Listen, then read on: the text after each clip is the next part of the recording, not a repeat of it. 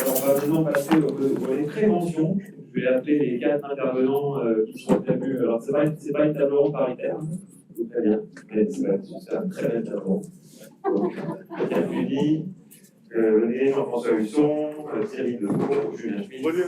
Oui, ah oui. Je vais t'arriver. C'était pour la boulade. Il faut prendre le fauteuil gris. C'est peut-être le plus confortable. Bon, bah, faut merci. Bien, alors, sans perdre de temps, je vous présente comme ça, vous me dites si j'ai une bêtise. Donc, Pierre Cuny, vous êtes endocrinologue, vous êtes maire de Thionville et président de la comité d'agglomération de Thionville. Julien, on se connaît un petit peu. Julien Schmitt, donc, directeur de l'agence d'urbanisme et développement durable de Lorraine-Nord. Thierry Deveau, vous êtes médecin du sport et responsable sport santé de la MSC de Montguillon. Et Jean-François Husson, vous êtes président de la Tour Grand Est et sénateur de la. Voilà, alors j'ai fait vite les présentations, mais vous pourrez revenir sur vos missions respectives. Donc on va maintenant parler un petit peu de prévention. C'est pour ça que d'ailleurs, moi j'ai évoqué un petit peu la question de la donnée. Je trouve que ça pourrait être un sujet intéressant. Julien, tu la connais un peu.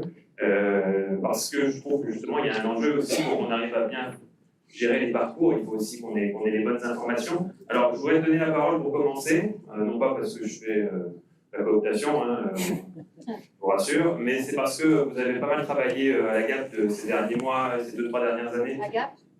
Il va le revenir, j'ai déjà présenté, donc à l'agence d'urbanisme, vous avez pas mal travaillé sur ces sujets ces derniers temps, donc j'aimerais que tu nous décrives un petit peu, parce que finalement on a beaucoup parlé de l'accès aux soins.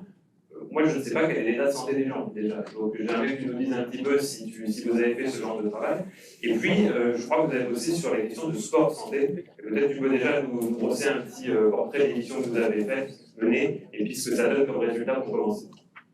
Merci Aurélien. Alors très brièvement, la GAP, c'est l'agence d'urbanisme et de développement durable Lorraine-Nord. On est un outil d'ingénierie qui accompagne les collectivités et les élus dans leur stratégie d'aménagement, globalement sur 3 axes, on va dire, sur un axe plutôt observation territoriale, un axe développement, création d'outils d'aide à la décision pour les élus, pour les territoires, et un 3e axe plutôt planification, c'est des documents de planification notamment, des documents d'urbanisme. Et nous, on s'est intéressé dès 2018, donc Aurélien était à l'époque à mon poste, il était directeur de la GAP. Donc nous, on travaille plutôt sur un espace Nord-Lorrain, Lorraine-Nord. Globalement, on a 6 intercommunalités du Nord-Lorrain qui sont membres de l'agence. Et donc en 2018, on a initié un observatoire de la santé. C'était Aurélien qui avait initié à l'époque cet observatoire. Donc nous, on a poursuivi aussi, on a fait vivre cet observatoire, notamment en l'orientant vers des liens urbanisme-santé. C'est des sujets qui sont aussi portés au niveau national. La Fédération nationale des agences d'urbanisme porte souvent ce genre de travaux. On travaille aussi avec l'agence de Nancy. M. Husson a présidé l'agence de Nancy, Scalen, qui travaille aussi sur ces questions de santé. Donc on a des partenariats très forts entre les agences. Et nous, en fait, on a forcément sur les aspects de prévention, on a développé très récemment 2 travaux qui sont consultables sur nos sites internet, et les élus ont pu les consulter ces derniers temps. Alors un premier, effectivement, Aurélien parlait de la donnée. Nous, en fait, on a beaucoup de données à l'agence, c'est une caractéristique, on a énormément de données, et des fois, on ne sait pas trop quoi en faire. En fait. Et on s'est rendu compte, pour avoir échangé aussi avec les élus, qu'il fallait peut-être dépasser cette logique uniquement d'appréhender les questions de santé, uniquement sous le prisme de l'offre de soins et de l'accès aux soins. Donc on a travaillé sur Mickaël, qui est mon référent santé à l'agence, a développé un outil qui s'appelle un indicateur révélateur des inégalités de santé. Donc on appelé IRIS. Et donc cet indicateur, il met en avant, alors il regroupe un certain nombre de données, d'indicateurs, notamment dans lesquels en fait on a pondéré un certain nombre de résultats et de données, dans lesquels les déterminants sociaux représentent la moitié, on va dire, de la valeur de l'indicateur. Donc les déterminants sociaux, c'est ce qui a été évoqué tout à l'heure par M. Bizarre, c'est la formation, le niveau d'éducation des populations, les niveaux de revenus, qui sont pour moitié révélateurs des inégalités de santé. Ensuite, on a l'offre, l'accès et l'accessibilité aux soins, qui représente un quart, et après, on a tout simplement les pathologies qui existent sur le territoire, et le cadre de vie, l'environnement, la qualité de l'air, la qualité de l'eau qui nous ont permis de construire cet indicateur. Et donc cet indicateur, il nous permet aussi, il nous permet d'informer les élus sur d'autres leviers, de dépasser la simple logique de l'accès aux soins pour aller vers une compréhension du territoire. On a parlé du vieillissement tout à l'heure. Nous, on est en mesure, avec les données, de mesurer un petit peu. L'agence a fait beaucoup de prospectives. Aurélien, on a fait énormément à l'agence. On a suivi le travail. Nous, on est en mesure aussi de voir comment le territoire va évoluer et comment sa répartition, on va dire sa pyramide des âges, va évoluer dans le temps. Deuxième aspect, Aurélien l'a évoqué, c'est le lien sport-santé. Donc là, c'est le dernier travail qu'on a réalisé à l'agence. Alors c'était un petit peu une manière de défricher un sujet sur lequel on souhaitait travailler depuis pas mal d'années. Et c'était tout simplement de montrer déjà, de faire un état des lieux, tout simplement, de voir la pratique du sport sur le territoire, comment elle se matérialisait, comment elle se concrétisait. Donc on appréhendait ça sous le prisme déjà des licences sportives, parce que pour nous, ça a deux aspects. Il y a un aspect social assez important, parce qu'on sait très bien que dans les petits villages, dans les clubs, les clubs sportifs sont souvent la base du tissu associatif, donc ça crée du lien social, et on sait que le lien social, ça a des effets positifs sur la santé, et naturellement, il y a l'activité sportive. Donc nous, ce qu'on a mesuré sur le territoire nord-lorrain, c'est qu'il y avait un dynamisme entre 2013 et 2018, une recrudescence des licences sportives, et naturellement, on a mis tout ça en perspective aussi avec la crise sanitaire, où on a constaté que les efforts qui avaient pu être faits, alors la Lorraine Nord, du fait de son dynamisme démographique, a de plus en plus de licenciés sportifs. C'est un point qui est assez intéressant au niveau régional, parce que ça montre une dynamique un petit peu à contre-courant. Mais on voit que la crise a fragilisé tout ça et qu'on a un effondrement en fait, du nombre de licenciés et des clubs. Donc ça, c'est quelque chose qui interpelle, et je pense que les élus du territoire de l'espace nord-lorrain peuvent facilement s'approprier. Et on a surtout mis en évidence, parce qu'on était sur des masses, on a regardé l'évolution des licenciés, mais on a regardé aussi, et ça c'est quelque chose qui est assez intéressant, qui mériterait d'être creusé peut-être, c'est de voir au niveau des catégories d'âge. On a un peu cassé une idée reçue qui dit que les jeunes font moins de sport, mais en fait, les licences des enfants de moins de 9 ans, elles ont explosé sur la Lorraine Nord. Alors, c'est aussi révélateur, ça montre qu'ils ne sont pas simplement sur les jeux vidéo, mais ils pratiquent aussi énormément le sport. Par contre, on met en avant, et ça je pense que c'est assez connu, c'est que les 20-45 ans, on voit une baisse de l'activité sportive assez forte, alors encadrée, ces licences dans les clubs. Par contre, on voit que il y a un effondrement des licences et de la pratique, malgré le dynamisme démographique du territoire, et ça peut interpeller aussi sur des actions à mettre en place au niveau des collectivités. Alors, c'est tout simplement l'accès à la nature facilité. Dans les petits villages, c'est de créer des espaces où les gens peuvent aller courir, sans qu'il y ait trop de conflits d'intérêts, pour justement garder une activité sportive. Et on l'a mis aussi en avant aussi pour les personnes de plus de 45 ans, parce que là, on voit aussi qu'il y a un boom. Les personnes de plus de 45 ans reviennent aussi vers les associations sportives. Et donc voilà, c'est des éléments qu'on a mis en avant, en plus de montrer des exemples, un petit peu un benchmark, d'aménagement urbain qui permettrait aussi de faciliter l'accès à l'activité sportive sur les espaces publics. J'ai peut-être été un peu long, désolé, mais j'ai peut-être quelque chose à dire là-dessus. Désolé, je ne sais pas. Tout le monde a écouté. Je ne sais pas ce qui se passe. Ah, On va juste couper 2 minutes parce que dans 5 minutes, je pense que le train, si on ne veut pas le louper, il va falloir vous y aller. Donc déjà vous remercier d'avoir fait ce trajet-là depuis Paris pour venir dans le pays évoquer tous ces sujets qui ont suscité de l'intérêt.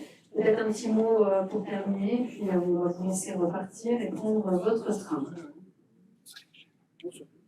Bon, enfin, donc j'étais à Lille-Donner, on essaye, demain je suis à Chambéry, mais la semaine dernière j'étais à Toulouse sur un thème pour vous montrer que pour répondre à la question, il faut que les professionnels de santé transforment leur pratique, mais il y a des nouveaux acteurs dans ce système-là, dont les collectivités territoriales, qui vont être des vrais acteurs de santé, puisque c'est la santé globale, la santé au sens large, la définition de l'OMS. Et si vous regardez par exemple les missions des métropoles, qui sont les 22 métropoles de la collectivité territoriale, il y a 5 missions.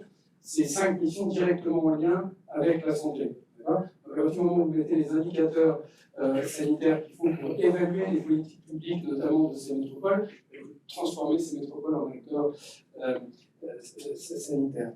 Donc, vous voyez que toutes ces transformations, en fait, elles nous tendent les bras. Elles sont d'une logique implacable, mais il y a une inertie du système extrêmement forte que vous connaissez tous, par des corporatismes très importants, par cette tyrannie des horizons qui fait qu'on pense qu'on a toujours le temps, et la question de monsieur est évidemment extrêmement pertinente, non, nous n'avons pas le temps, ou du moins plus nous le ferons tard, plus il y aura du dégât social, plus ça coûtera cher. D'accord ? Donc comment accélérer ce temps-là de la transformation ? Moi, encore une fois, c'est une logique de crise. J'ai espéré que cette crise du Covid la fasse accélérer.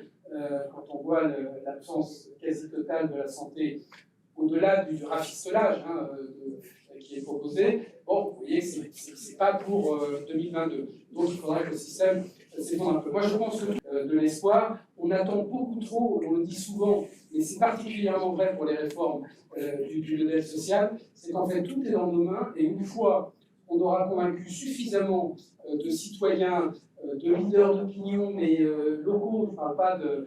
c'est les derniers qui viendront, les présidents de fédération, les présidents de syndicats, les gros syndicats, nous avons des parlementaires, donc on ne va pas dire ça, mais beaucoup de parlementaires, et les dirigeants politiques de plus haut niveau, qui suivront. Malheureusement, j'en suis convaincu aujourd'hui, je passe beaucoup de temps avec tous ces gens-là, je vois bien qu'aujourd'hui, pour différentes raisons, la dynamique ne viendra pas de là. Donc elle viendra d'en bas, elle viendra de nous tous, et croyez-moi, un citoyen engagé, il a un pouvoir dans le monde du XXIe siècle, décuplé par rapport au monde du XXe siècle.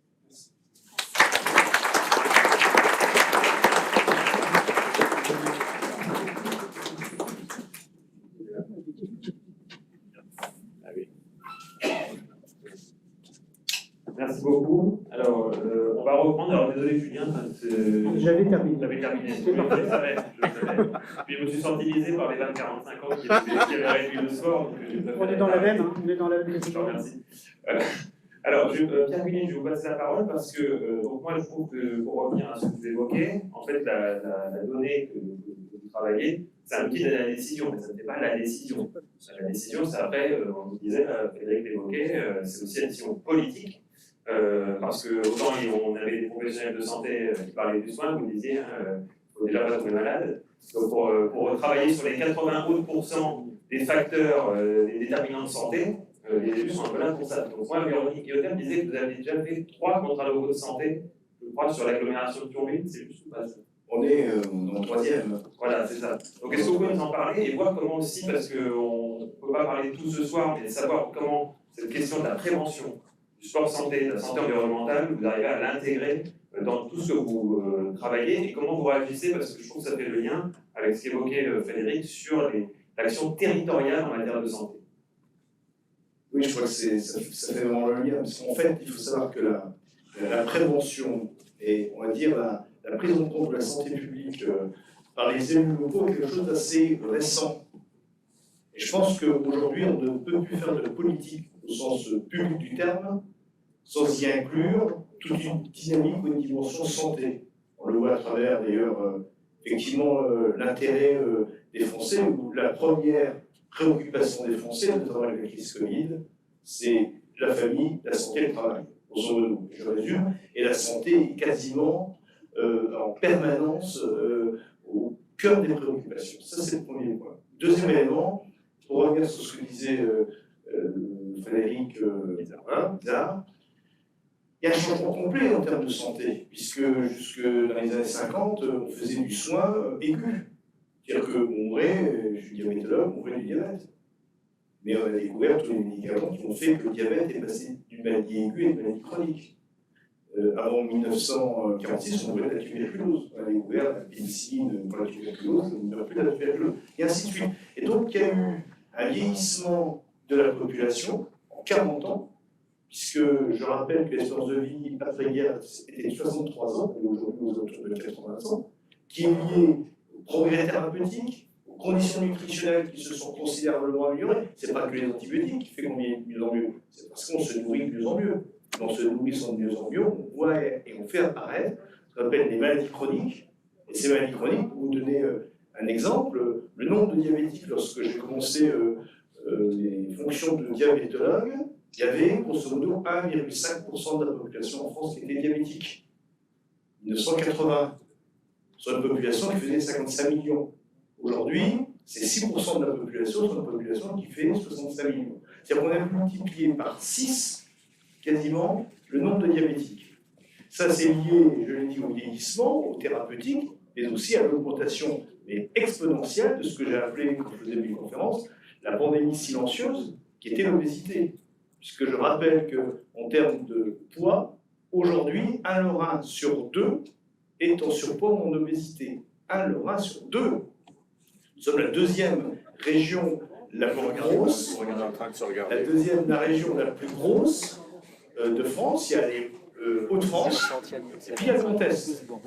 Et donc on va apparaître de façon exponentielle, donc toutes ces pathologies, ces maladies. Et donc aujourd'hui, le premier acteur, il est à la fois bien sûr dans la médecine primaire, et ce que je disais, mais la médecine primaire, elle répond aux soins, elle ne répond pas à la prévention.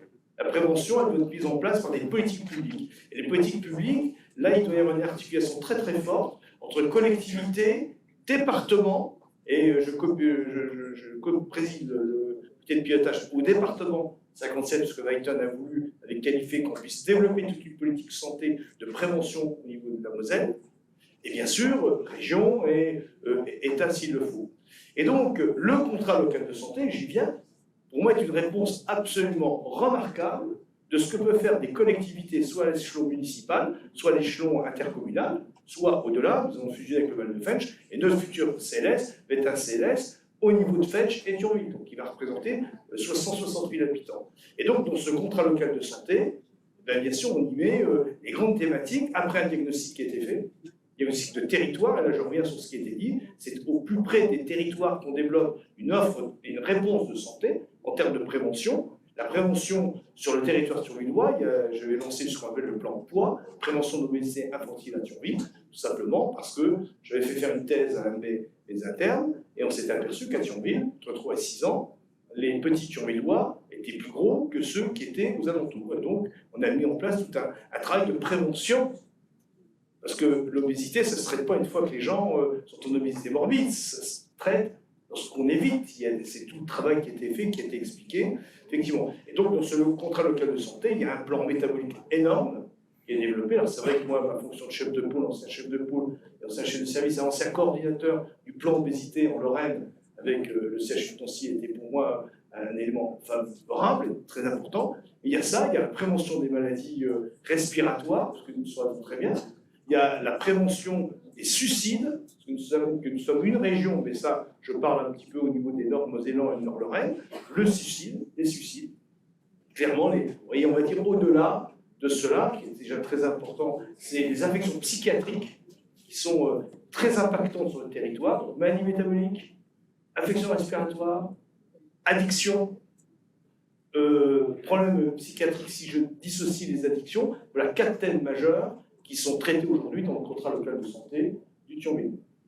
Merci beaucoup. Alors, je pense qu'on voit quand même le rôle que vous pouvez avoir. Il y a beaucoup d'élus dans la salle aussi, donc je pense que c'est important d'avoir aussi cette compréhension-là. Et je trouve, pour parler de la prévention, si j'ai bien retenu ce que vous m'avez appris il y a 4 ans, je crois que parmi les dépenses de santé en France, la prévention, ça doit être quelque chose comme 15-20%. Ça moins, mieux moins. En Suède, par exemple, c'est 75% de la dépense en santé. C'est-à-dire que la Suède met le paquet sur la prévention.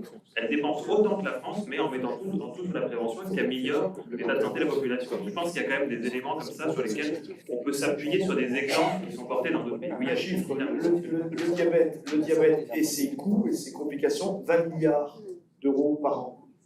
Prévention, dans ce cadre-là, je crois que c'est l'ordre de 100 millions.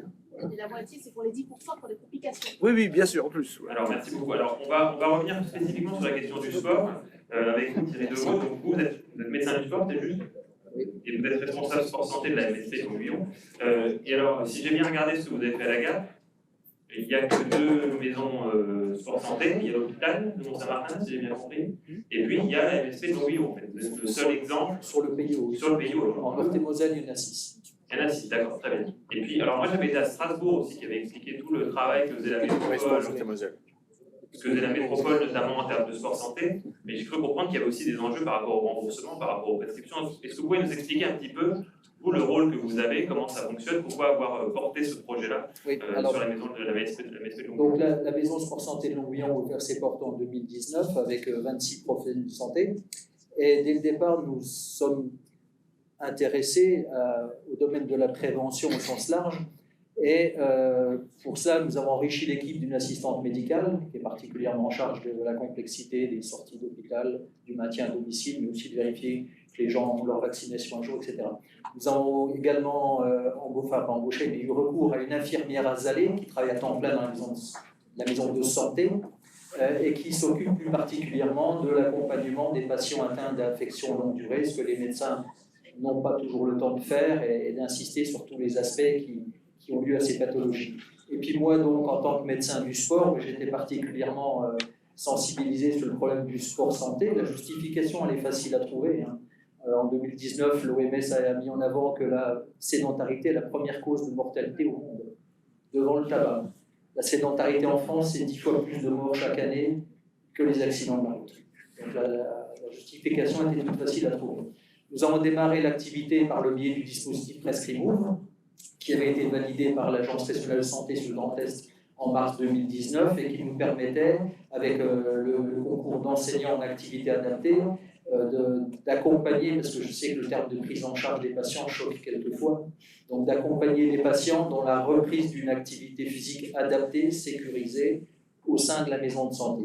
Et puis une thèse qui a été réalisée par 2 de mes internes a mis en évidence que c'était formidable, 86 patients inclus en 6 mois, 65% qui disaient avoir ressenti une amélioration de leur bien-être, 80% qui se disaient prêts à continuer l'activité, mais avec un champ plus large que simplement dans la maison de santé. D'où l'évolution vers les maisons sport-santé, dispositif qui a été inscrit dans la stratégie sport-santé Paris 2024, avec l'objectif de 500 maisons sport-santé sur le territoire fin 2022. On en est à 436. Donc nous avons, on a mis en place cette maison sport-santé qui a été labellisée en mars 2021. Il faut savoir que la maison sport santé, c'est une association de loi 1901. Alors je le précise, c'est important parce qu'elle est structurellement complètement indépendante de la maison de santé, même si elle occupe un local au rez-de-chaussée. Et cela va permettre à un moment donné d'intégrer dans la gouvernance des représentants d'associations sportives avec lesquelles nous sommes partenaires, des représentants, pourquoi pas, des usagers et des représentants des collectivités locales. Donc je pense que ça, c'est important. Donc, en fait, qu'est-ce qu'une maison sport santé? C'est une structure, parce qu'il y a beaucoup de supports possibles, y compris, d'ailleurs, il y a une communauté, communauté de communes sur Toul qui vient d'être labellisée maison sport santé, il faut le signaler, c'est la première. Donc, c'est une structure qui permet à toute personne qui souhaite débuter, reprendre, améliorer une activité physique ou sportive, dans un environnement sécurisé avec un personnel compétent, et ceci quel que soit son âge et quelle que soit sa capacité physique ou son niveau de pratique. C'est un concept excessivement large.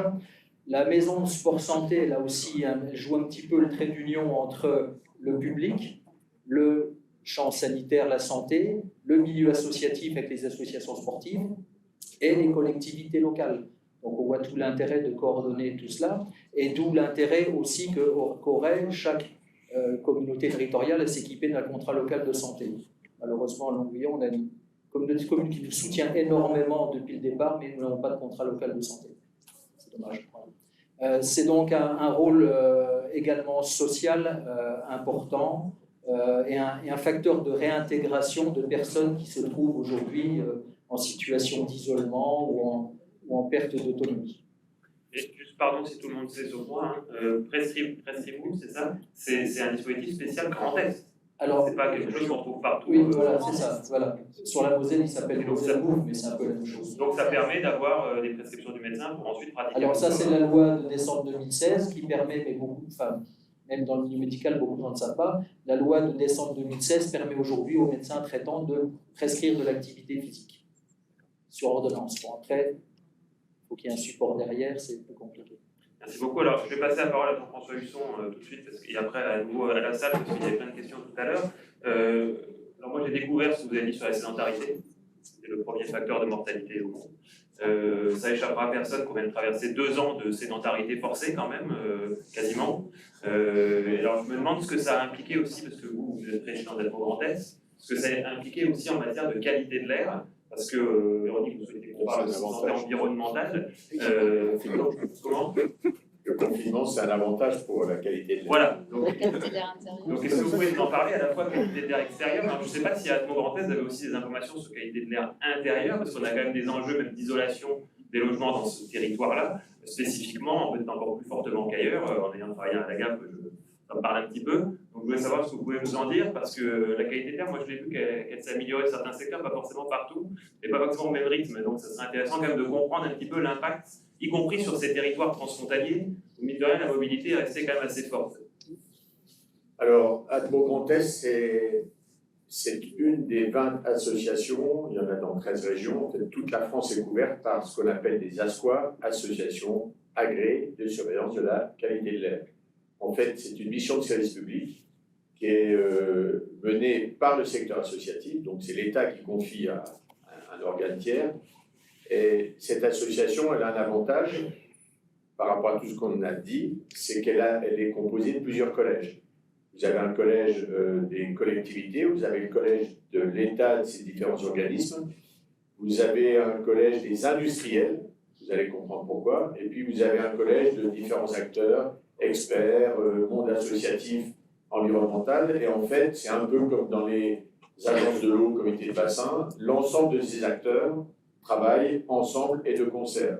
Ce qui permet de coordonner, on a parlé tout à l'heure des contrats locaux de santé, en fait, ça remonte à 1976, les ASQA, donc ça permet de travailler beaucoup en anticipation. Premier élément, les associations agréées mesurent en permanence la qualité de l'air extérieur notamment, sur tout le territoire national, et H24. Donc, en permanence, on peut savoir quelle est la qualité de l'air, évidemment, mais surtout, actuellement, on peut prévoir à 2 jours d'avance.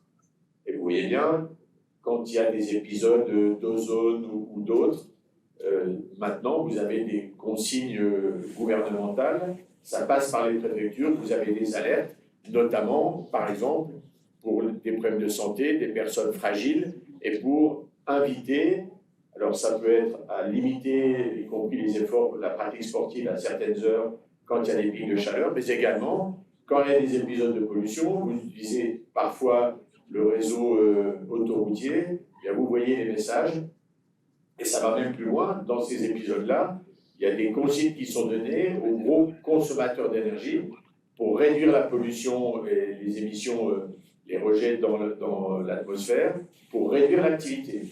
Ça peut être dans les équipements. Alors vous avez aussi la gratuité des transports publics, pour réduire l'utilisation des véhicules individuels. Voilà ce que toute la pratique. Alors il y a un deuxième aspect, donc premier élément, fournisseur de données et outils d'aide à la décision aux côtés des collectivités. J'en profite pour le dire, puisque c'est un travail commun effectivement dans les contrats locaux de santé. On est aujourd'hui dans les démarches, il y a 1001 démarches pour les collectivités. Quand vous êtes des grandes agglos, c'est les plans de protection de l'atmosphère, qui s'ajoutent aux plans air, climat, énergie territoriaux, qui s'intègrent dans le SRADET. Enfin, il y en a dans le schéma régional, c'est pareil, air, climat, énergie. Enfin, on n'arrête plus, parfois ça se doublonne sans qu'il y ait une parfaite lisibilité. Mais on va prendre le bon côté. L'idée, c'est de se dire qu'il faut mettre autour de la table un certain nombre d'acteurs, dont, à mon avis, dont les acteurs aux côtés des collectivités et qui agit avec et pour le compte de l'État, le réseau Atmo. Ce réseau Atmo peut d'ailleurs, en général vous le voyez, il y a des unités parfois mobiles qui viennent à la demande de certains industriels, à la demande également de l'État parfois, pour près d'un certain nombre de sites, pour mesurer les évolutions de la pollution extérieure, atmosphérique, près de certains réseaux routiers ou autoroutiers, pour voir les impacts de la pollution. Mais c'est aussi, par la mesure de tous ces points fixes, c'est aussi ce qui nous permet parfois de découvrir des choses. Je ne vais pas parler ici, mais j'ai conduit en 2015 une commission d'enquête sur le coût économique et financier de la pollution de l'air en France. Je vous rappellerai le chiffre parce que vous allez voir, comme le gouvernement en ce moment depuis quelques temps parle en milliards, on reste largement dans cette, à ce niveau d'échelle. Et c'est ainsi que, par exemple, dans la veille de l'arbre, c'est grâce à ces mesures techniques et scientifiques qu'on s'est aperçu que ce qui était le premier facteur de pollution dans la veille de l'arbre, en moyenne au long de l'année, c'était le fait du brûlage du bois et, pour tout dire, du chauffage au bois. Il a fallu 3 ans pour faire admettre aux populations que c'était le premier facteur de pollution, puisque pour tout le monde, c'était la colonne routière avec les camions, etc. Mais les mesures ont permis de casser et donc de mettre derrière en action un grand plan, ça a été le premier, de conversion des modes de chauffage, de remplacement pour ceux qui pouvaient, et avec un accompagnement de l'ADEME et des collectivités pour aider les ménages à changer, et puis surtout, s'il restait au bois, avoir des poêles qui étaient avec... alors il y a des flammes aujourd'hui, vous voyez, en étoile, voilà. Donc c'est vraiment, ça doit être, en tous les cas, l'objectif, c'est d'être un outil d'aide à la décision. Et juste, parce que je n'aurai peut-être pas l'occasion d'en dire, le coût économique et financier de la pollution de l'air, alors si on ajoute tout, mais encore, on n'a pas pu tout mesurer, c'est 100 milliards d'euros par an. Je vais vous donner un deuxième chiffre, juste pour donner, parce qu'on se dit, quand il y a eu la COP 21 à Paris, on a estimé qu'à l'échelle du monde, pour lutter contre les gaz à effet de serre ensemble, il faudrait mobiliser à peu près chaque année 100 milliards de dollars. Donc vous voyez, c'est pas comparable, c'est juste pour donner une unité de grandeur. Ça veut dire qu'on a du boulot. Alors dans ce coût, on met tout, hein. On met des baisses de rendement sur certaines céréales, on met le coût pour la santé à différents niveaux. Hein. C'est évidemment quand l'air est pollué, et selon la pollution, vous avez des affections bronchiques et pulmonaires. Si on est en tendanciel, si on reste comme on est aujourd'hui, en 2050, en France, 1 personne sur 2 aura une affection globalement pulmonaire plus ou moins grave. C'est à mon avis très très important. Bon, on va demander un coup de main à Luxembourg, un peu le coup que ça représente. Et on travaille pour le Luxembourg. Alors, je voudrais, comme il est leur tour, je voudrais quand même qu'on passe la parole, parce que tout à l'heure, il y a des gens qui voulaient aussi poser des questions, et je vous ai un peu coupé la chic. Donc, madame, monsieur, voilà, est-ce qu'il y a une troisième main qui veut se lever ou pas? Ou le leur tourne, et du coup, 2 questions, ça vous suffit? C'est bien. Alors, allez-y, présentez-vous, puis... Ça peut leur donner des idées. Et après, on saura peut-être l'état de la qualité de l'air du secteur, parce que ça m'intéresse. Allez-y, madame.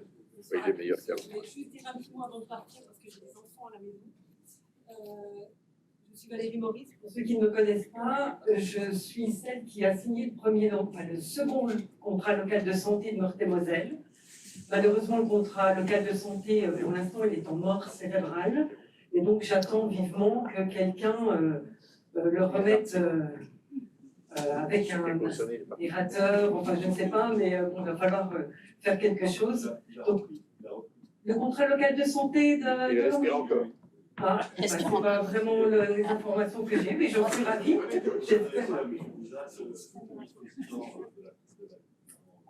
Alors j'attends d'en voir les premiers effets en tout cas. J'ai bien aimé ce que M. Bittard a dit, j'ai vu du petit lait pendant toute sa présentation et plusieurs fois. Mais en tout cas, ce qu'il propose comme modèle, c'est ce qui existe déjà en Suède et en Allemagne.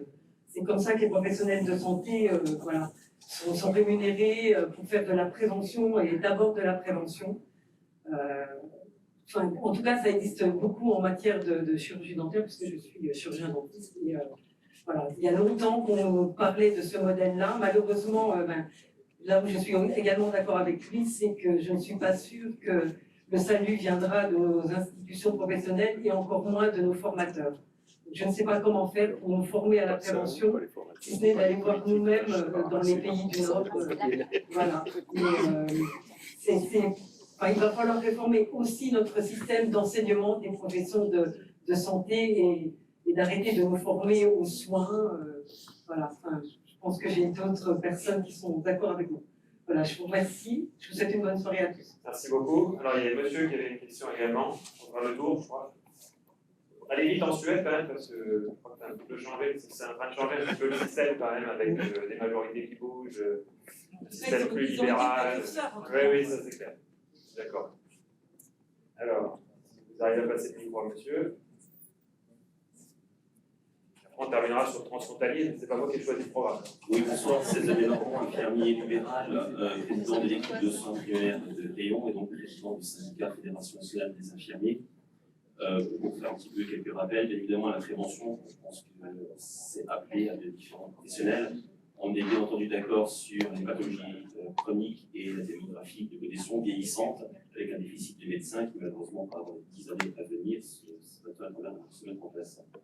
Avec des notions transfrontalières ici difficiles au niveau d'attractivité, de lutter face à l'attrait financier transfrontalier, c'est certain. Donc, on essaye avec d'autres d'attirer un petit peu les professionnels sur des projets qui soient innovants, qui soient structurants, qui soient fédérateurs les uns et les autres. Concernant la formation des professionnels, je rejoins complètement un petit peu les remarques. Il est grand temps de devoir un petit peu se poser les questions, parce que c'est pas tout de suite les vannes, il faut, je pense, aussi mettre un bouchon au niveau de la mémoire. Il me semble que plus de 30% des étudiants quittent chaque année une formation au niveau des personnels infirmiers, en l'occurrence, mais pas seulement. Donc il est grand temps de voir un petit peu de redonner du sens aux professionnels de la santé, de redonner un petit peu les moyens d'eux, et aussi à travers des actions différentes, uniquement sur le côté curatif, mais également au niveau de prévention, de repérage de la fragilité. Je pense par exemple à la iatrogénie, on sait que c'est 11,5 milliards par an. Je pense à l'accès direct, par exemple, à certaines données. Donc il y aurait peut-être la possibilité de casser du corporatisme pour essayer de faire ensemble, de ne pas perdre de vue les attentes et les besoins des patients pour essayer de répondre sur un triptyque qui me semble important au niveau des acteurs de ville, médecins, pharmaciens, infirmiers. Merci beaucoup. Du coup, vous faites la transition avec la première table ronde, donc ça nous permet de vous faire conclure, comme ça on arrive au bout, mais bon, ça permet de rajouter quand même un troisième terme à tout ce qu'on évoquait depuis le début finalement, à la fois avec la prévention, à la fois avec la participation, à la fois avec l'organisation. Alors je vais faire dans le même ordre, comme ça il n'y a pas de jaloux. Donc Julien, je te repasse la parole pour dire un dernier mot, à la fois pour réagir à ce qu'on a entendu à l'instant, mais peut-être que c'est un peu moins le sujet à l'agence, et peut-être aussi pour réagir à tout ce qu'on a entendu dans le cadre de cette soirée. On peut peut-être profiter de ce dernier instant de parole pour évoquer alors que Madame Guillotin est notre élue référente à l'agence sur les questions de santé. Donc on est en train d'animer aussi petit à petit une feuille de route sur les missions, les sujets qui mériteraient d'être mis en avant aussi dans le programme partenariat de l'activité de l'agence. Peut-être deux sujets sur lesquels nous on a déjà entamé des réflexions, c'est tout simplement le côté mobilité, on a parlé de sédentarité tout à l'heure. C'est aussi de travailler avec les communes adhérentes, les intercommunautés adhérentes, sur un travail aussi pour faire en sorte que les gens puissent aussi quitter leur voiture pour se déplacer. C'est-à-dire on voit que sur Longwy, par exemple, au quotidien, il y a 30 000 déplacements piétons sur Longwy. C'est l'enquête de déplacement ville moyenne qui l'a montré en 2015. Donc on voit qu'il y a des enjeux aussi de faire en sorte que les gens puissent marcher, tout simplement, pour se rendre à un lieu de loisir, à un lieu d'achat. Pas au travail, parce que naturellement, avec le Luxembourg, c'est beaucoup plus difficile. Et un deuxième sujet, on a beaucoup parlé des pays nordiques. Nous, on s'intéresse de plus en plus à la notion au sociotope, où on a vu un certain nombre de travaux qui ont pu être faits sur les espaces verts, sur l'importance des espaces verts dans les logiques de santé et pour le bien-être des populations. Et je vous invite tout simplement pour les élus du territoire à regarder sur Google, parce qu'on trouve des informations parfois assez intéressantes et des richesses insoupçonnées. Si vous regardez les avis que mettent les habitants des territoires sur les parcs, le parc Brigidy, le parc à Lons-la-Ville, le parc à Longuillon, il y a même des parcs à Bouligny qui ont des avis énormes, tout simplement de la population qui met en avant ce besoin de bien-être, ce besoin de verdure dans leur quotidien, tout simplement. Je pense que ça leur fait du bien, ça fait du bien à la santé, le vert ça fait du bien, la nature fait du bien, et donc toutes ces notions de nature en ville aussi, c'est des sujets naturellement sur lesquels nous on va exercer aussi une action assez intéressante ces prochaines années. C'est bien, ça donne l'ordre du jour de la prochaine conférence. C'est ça. On démarre à 17h30, comme ça. Exactement ça. On ira plus tôt. Pierre, je vous passe la parole aussi pour dire un mot de conclusion à la fois sur tout ce que vous avez entendu ce soir. Alors, je dirais effectivement le vert ça fait du bien à la santé, mais je ne sais pas si c'est le vert. Les deux. Pour ça, parce qu'on fait de la prévention. Le côté Non. festif aussi. Moi, je fais une conclusion parce que c'est très intéressant, passionnant, presque beaucoup, j'ai envie de dire. réflexion politique, là je sors du rôle de médecin, on avait en 1980 la meilleure système de santé du monde. Et je le dis, puisque j'ai été formé dans les années 70, on avait des facultés extraordinaires, on avait une réponse aux soins qui était absolument exceptionnelle. La crise Covid a montré que le système de santé, il est complètement mort. Mais mort. Et mort de chez mort, que ce soit sur le plan hospitalier, j'en parle pas, et sur le plan libéral, il y a une réorganisation totale à faire du système aujourd'hui de santé avec une coordination plus forte entre l'hôpital qui doit effectivement se consacrer à ses missions essentielles, mais en ayant un élément supplémentaire, c'est de dire qu'est-ce qu'on veut de l'hôpital public aujourd'hui? Est-ce qu'on veut un hôpital public encore ou pas? Ça, c'est une réponse politique. On veut un hôpital public ou pas? Si on ne veut pas terminer, on ne fait que du privé et on repart sur un système américain. Ou bien on veut un système public et il faut mettre les moyens. Il faut refonder, mes amis libéraux, complètement le système de soins. Parce que, à force de mettre des sparadraps sur des cotations plus en moins, non. Il faut qu'un acte médical, paramédical, soit correctement rémunéré. Point. Et le reste, et on n'aura plus ces problèmes d'état d'âme avec les uns et les autres sur ce qu'on va faire. À partir du moment où on a une consultation médicale en France qui est remboursée 25 €, c'est se foutre de la gueule des gens. À partir du moment où on sait que le déplacement d'un infirmier, l'indice kilométrique, c'est risible, on se fout de ça, on se fout de la gueule des gens. Voilà. Donc à un moment donné, il y a... Et puis, je terminerai, bien sûr, la prévention, c'est la mère de la patrie en ce qui concerne la santé. Bien sûr qu'on sait très bien qu'il y a un vieillissement accéléré de la population, et il ne faut pas se retrouver avec une population vieillissante en très mauvais état de santé, parce que ça sera insupportable pour le système de santé. On voit apparaître d'ailleurs, parce que je vais de temps en temps en Afrique, on voit qu'en Afrique, aujourd'hui, la première cause d'hospitalisation, et puis en Afrique noire, équatoriale en particulier, c'est le diabète. C'est plus la lèpre, c'est plus le palu, c'est le diabète et l'obésité, avec le CHU par exemple de Brazzaville, qui est rempli de patients diabétiques qui sont polycompliqués, notamment avec des amputations de nécessité. Et donc on a un vrai travail à faire en termes de prévention, et là aussi, c'est les collectivités associées au tissu libéral, qui doit prendre en charge ce phénomène. Mais je le dis bien, si on ne fait rien, la rupture d'égalité des chances sur le plan sanitaire sera 10 fois pire pour notre société que ce qu'on appelle la rupture numérique. Parce qu'aujourd'hui, accepter que des gens meurent chez eux parce qu'ils n'ont plus de médecin est quelque chose d'insupportable. Voilà, merci. Merci beaucoup. T'es engagé, c'est clair. Thierry, à vous. Je voudrais juste revenir 5 minutes sur la prévention dans la place en tant que médecin dans un cabinet de médecine. C'est une problématique majeure, mais malheureusement, il y a énormément de freins. Le premier, c'est déjà la formation des médecins qui est insuffisante dans le domaine de la prévention. C'est une activité chronophage. On ne fait pas de la prévention en 5 minutes. Quand on voit le temps que prend la consultation aujourd'hui d'un diabétique et quand on veut envisager tous les aspects de sa pathologie, une demi-heure n'y suffirait pas. Chronophage, alors qu'on manque de médecins et que les médecins dans nos secteurs sont souvent amenés à travailler de 8h à 21h, à faire 50-60 actes par jour. Je ne vois pas où ils peuvent mettre 30 minutes pour une consultation de prévention. Et puis c'est une activité qui n'est pas rémunérée, donc c'est aussi un frein, et il ne faut pas le négliger, bien entendu. Et puis il n'y a pas que ça. Les Français n'ont pas encore non plus cette culture de la prévention. Ils sont essentiellement demandeurs de soins, et lorsque l'on propose de la prévention, ce n'est pas toujours évident. Vous prenez la mammographie, le dépistage du cancer du sein, quand on arrive avec des relances de l'assistante médicale, avec des relances des secrétaires, à avoir 65% qui font le dépistage, c'est bien. Vous prenez le cancer colorectal, on est péniblement à 55% malgré les relances. Vous voyez le dispositif Prescrimove dans la maison de santé, on avait potentiellement 600 patients qui auraient pu bénéficier. Les 6 médecins se sont investis, tout le monde s'est investi. On a réussi ce que le professeur Chenuel du CHU a dit était un exploit, parce que la thèse était supervisée par lui-même, qui est la maison sport santé du CHU. On a réussi à inclure 86 patients en 6 mois. Il m'a dit, tu as fait un exploit. Et nous, on était là à se dire, mais mon Dieu. Donc voilà, il y a beaucoup de freins et beaucoup de choses à changer. Oui, bon, on n'aura pas fini. On a bien compris qu'en 2h30, de toute façon, puis en plus, on nous coupe les lumières. Donc, il y a encore le temps de terminer. Jean-François, à vous la parole. Voilà. Moi, je vous promets, en 2 minutes. Alors, d'abord, je suis content d'une chose. J'ai découvert, grâce au maire de Thionville qu'il n'était pas, pour reprendre le terme d'Édouard Jacques, disruptif. Sur la santé, il appelle à la révolution. Avec toi, C'est un vrai révolutionnaire, je le note. Le deuxième point, qui est moins drôle, c'est sur l'air, on m'a demandé d'en donner des éléments. Juste l'air intérieur, sachez-le, en moyenne, est 7 fois pollué que l'air extérieur. On s'en va alors. Et donc, oui, mais le Covid l'a démontré également.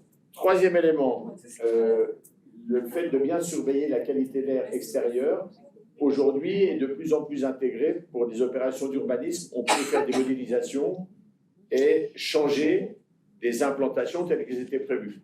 Un exemple auquel a contribué Atmo Grand Est, c'est à Strasbourg, où une école, pas très loin d'un contournement autoroutier, les orientations ont été changées parce que, grâce à la modélisation, on voyait comment s'opérait le phénomène de dispersion des polluants dans l'air.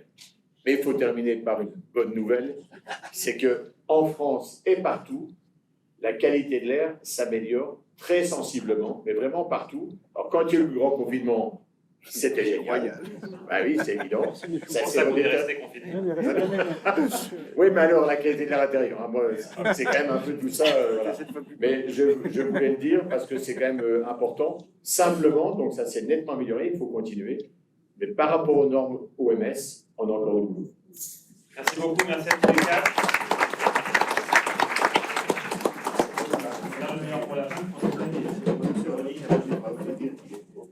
Alors, écoutez, merci à tous. Alors, pour moi, c'est un exercice aujourd'hui difficile et frustrant parce que quand un politique organise un colloque et qu'il n'arrive pas à parler, c'est une horreur.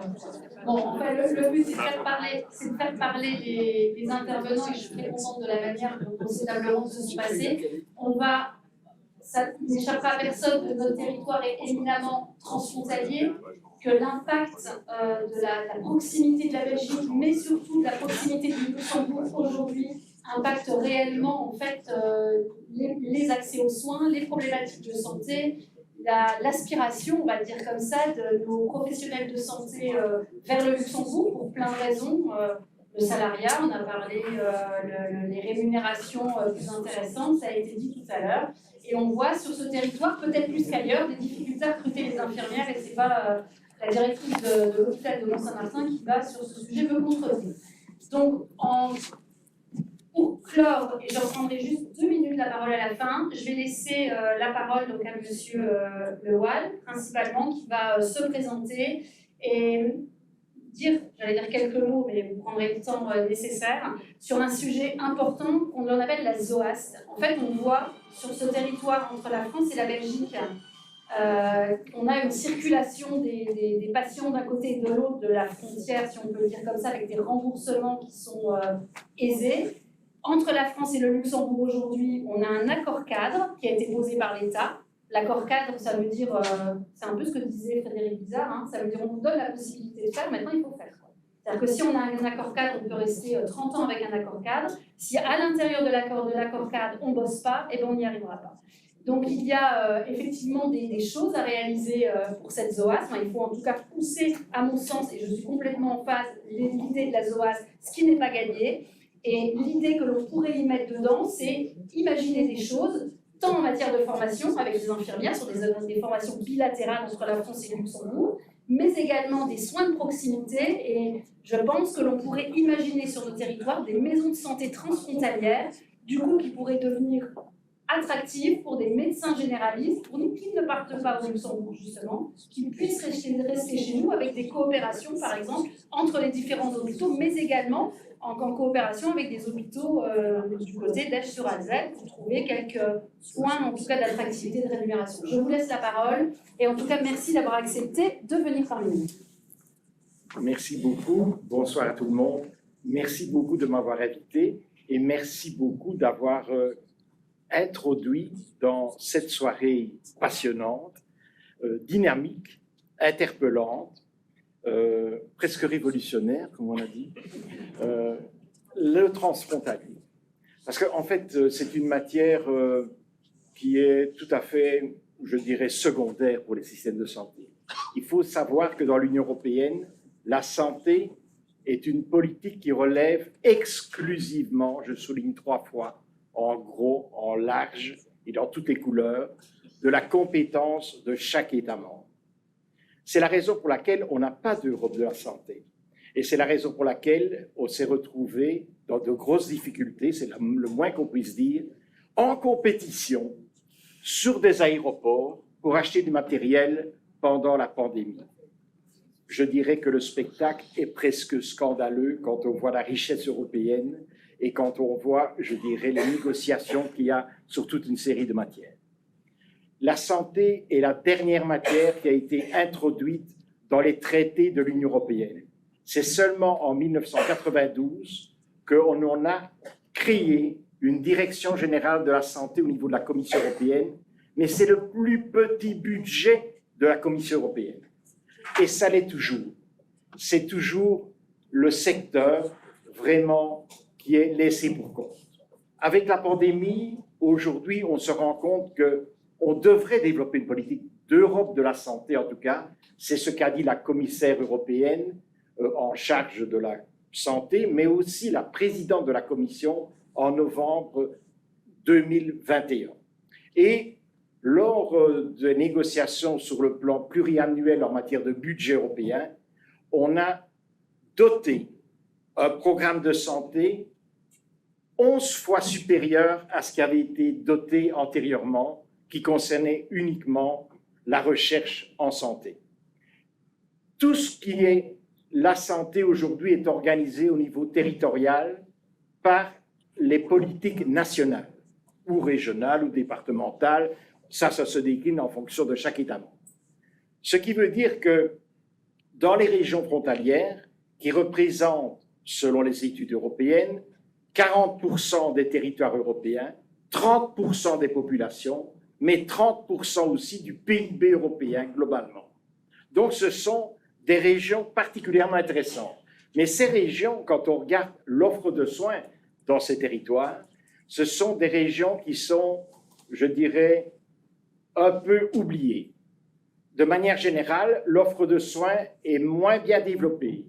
De manière générale, l'offre de soins hospitalière est plus réduite. Les équipements sont beaucoup moindres.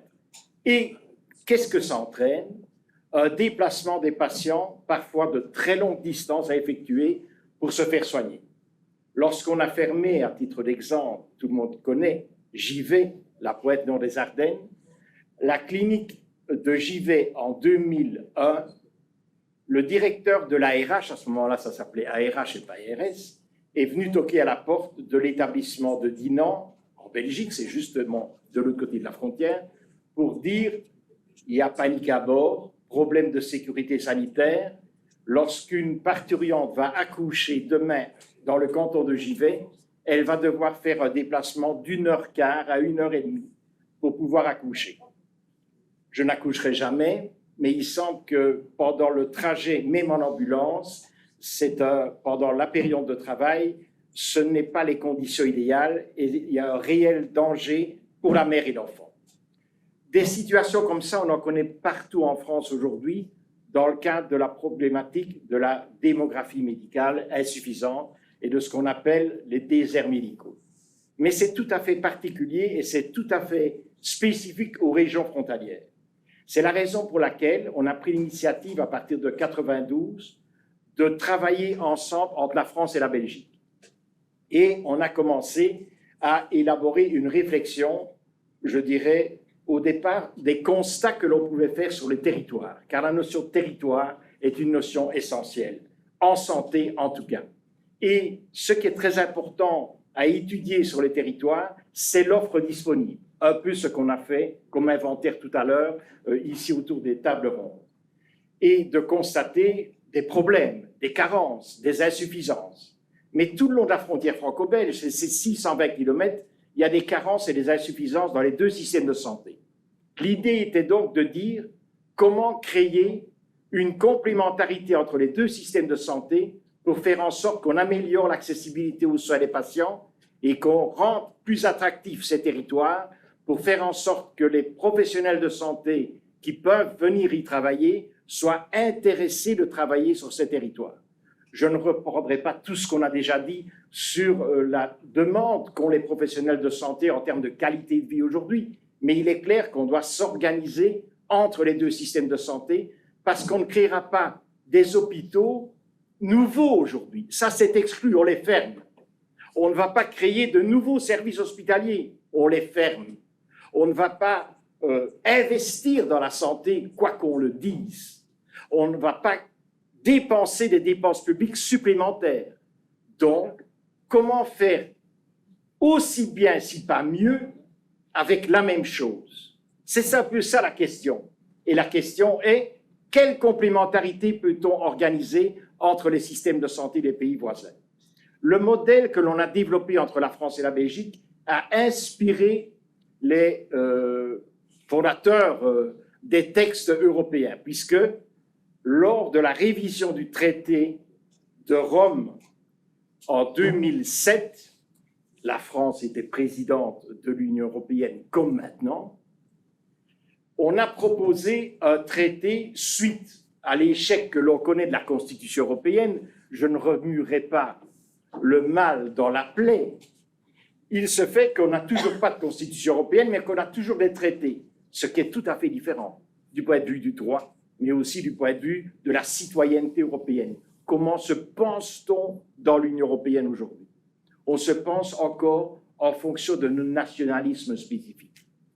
Et pourtant, la santé, je crois que c'est une problématique universelle, c'est une problématique de chaque être humain, c'est une problématique qui devrait tous nous traverser. Donc c'est la raison pour laquelle, dans le cadre du traité de Lisbonne, on s'est dit, est-ce qu'il ne faudrait pas réviser le texte de l'article 152, qui est devenu l'article 168, et on y a introduit un paragraphe 2 qui est de dire « La Commission encourage les États membres à coopérer entre leurs systèmes de santé et principalement dans les régions frontalières. » Sur base de ce texte, on avait déjà déposé antérieurement, entre la France et la Belgique, la construction d'une base légale entre les deux pays. Et c'est la raison pour laquelle le premier accord cadre de coopération sanitaire, c'est-à-dire un traité sanitaire, a été signé en 2005 entre le ministre de la Santé français de l'époque et le ministre de la Santé belge. Sur base de cet accord cadre, on a créé des conventions interhospitalières dans un premier temps et puis des territoires de santé transfrontaliers parce que les conventions interhospitalières ne répondent que partiellement aux difficultés qu'on rencontre sur les territoires. Ils répondent partiellement parce qu'ils répondent pour une prestation, pour une pathologie ou pour un équipement. Mais le problème, il est souvent global. Quand une parturiente de JV vient accoucher à Dinan, son mari aimerait peut-être bien aussi être pris en charge pour une autre affection. Et comme il doit s'occuper aussi du bébé, il aimerait bien ne pas devoir faire 1h30 pour aller se faire soigner dans l'hôpital où normalement il devrait aller. Donc, on voit que les problèmes sont à concevoir au départ d'une approche territoriale, évidemment. C'est la raison pour laquelle on a construit des territoires de santé transfrontaliers qu'on appelle des OAST, c'est-à-dire zones organisées d'accès aux soins transfrontaliers, où on utilise les mécanismes finalement que les personnes de ces territoires connaissent parfaitement. C'est le mécanisme que lui utilise le travailleur frontalier, c'est-à-dire celui qui travaille dans un pays et qui réside dans un autre.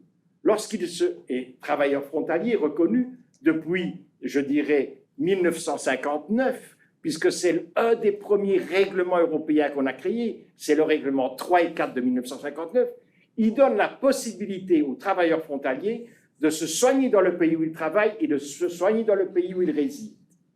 Pourquoi ne pas donner les mêmes droits aux résidents des zones frontalières qu'aux travailleurs frontaliers? Souvent, les travailleurs frontaliers qui ont le statut de travailleurs frontaliers en Europe habitent des zones frontalières. Ils sont voisins d'une personne qui travaille et qui réside sur le même territoire. Mais lui, il doit faire 1h30 de déplacement, ou 1 heure, ou 3/4 d'heure, et l'autre, il peut faire aucun déplacement à la limite. 10 km peut-être, 10 minutes et 1/4 d'heure, que sais-je.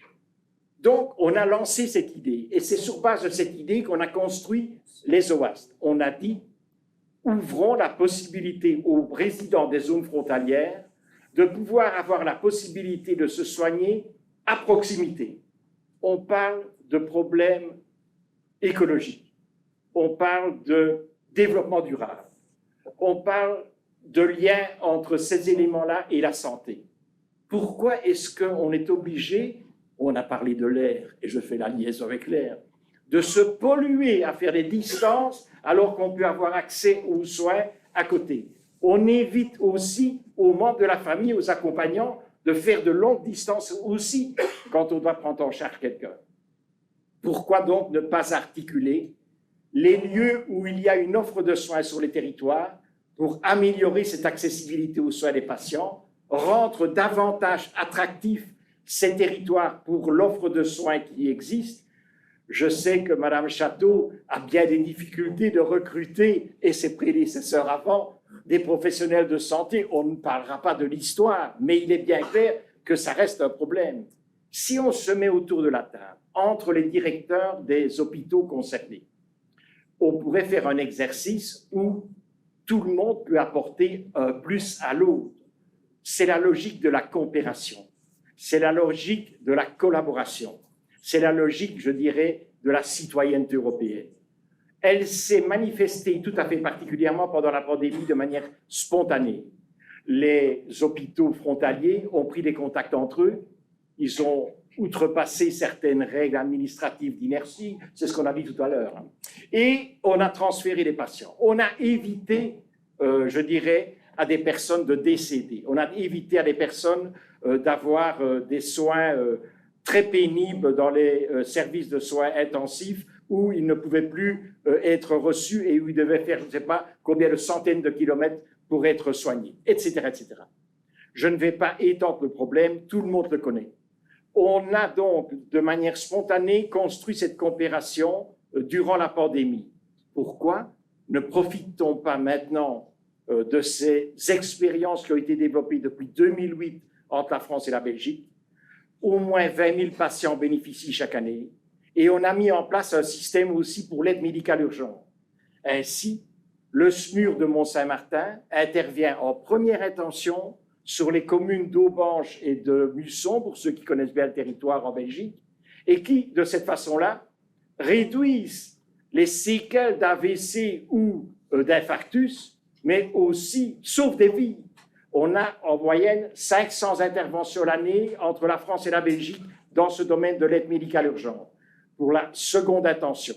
Mais pour la première intention, on a en moyenne 150 interventions par le SMUR de Mont-Saint-Martin qui se trouve en face d'Aubange et de Musson. On peut travailler de cette façon-là dans tous les espaces frontaliers de la grande région.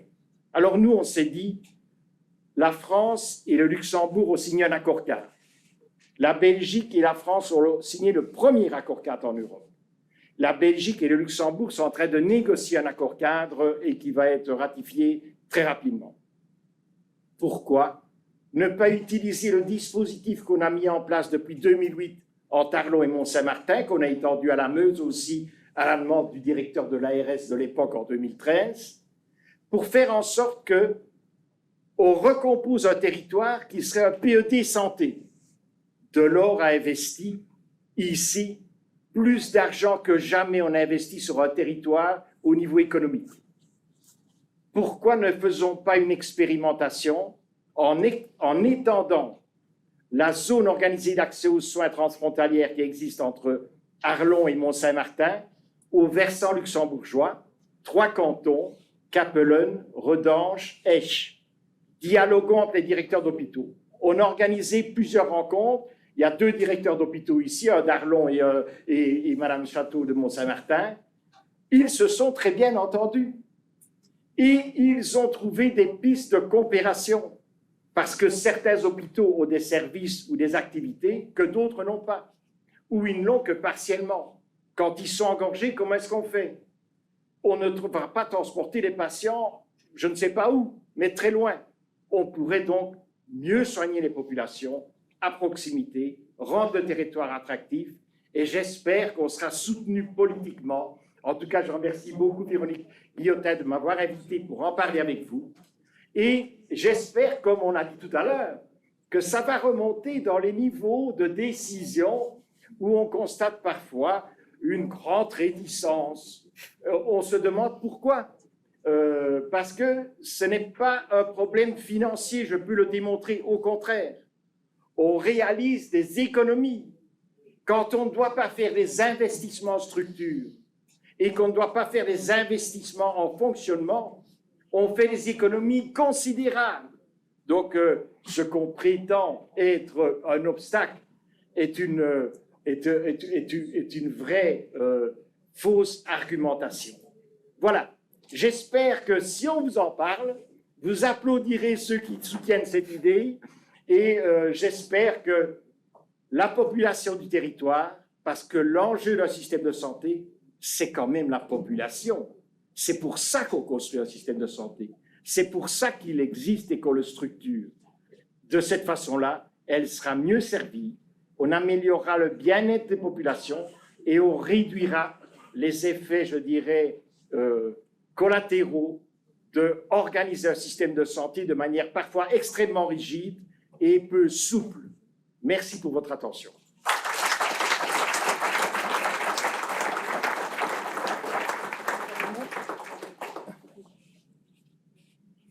Voilà, 20h45, je pensais qu'on terminerait à 20h. J'espère que la soirée, en tout cas de ce temps de débat, c'est quand même une première. Alors, je m'excuse peut-être pour peut-être des longueurs sur certaines choses, on aurait peut-être pu faire une table ronde ou deux.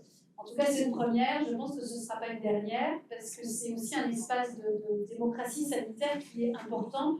On a des professionnels, ici on a des élus, il y a des messages qui sont passés, l'accès à la prévention, le rôle des collectivités, les contrats locaux, alors même si c'est des acronymes, mais les CPTS, les coopérations entre hôpitaux. Je salue d'ailleurs le directeur de l'hôpital de Lunéville, qui fait en tout cas le plaisir de venir nous rejoindre et qui est quelqu'un du pays, un enfant du pays. Donc il y avait beaucoup de monde, je pense qu'il y a des messages. Le message transfrontalier, c'est un message qui me tient particulièrement à cœur et qui est important. On a beaucoup de travail à faire, on a beaucoup de travail de coopération pour vraiment améliorer les soins de proximité. Je pense que ce n'est qu'une première piste. C'est ici quelque part un relais de tout le monde. On a vraiment un nombre d'élus important. Donc je vous dis en tout cas merci. Je vous retrouverai autour d'un petit pot, parce qu'il y a plein de questions, je pense, qui vont continuer, ou quelques débats qui vont se terminer autour du pot. Merci et je suis ouverte en tout cas à vos questions, à vos propositions, s'il y avait peut-être des poursuites de débats à faire sur des sujets un peu plus récents. Merci à tous et puis je vous dis à très bientôt et en tout cas, prenez soin de vous. Merci beaucoup. C'était très gentil.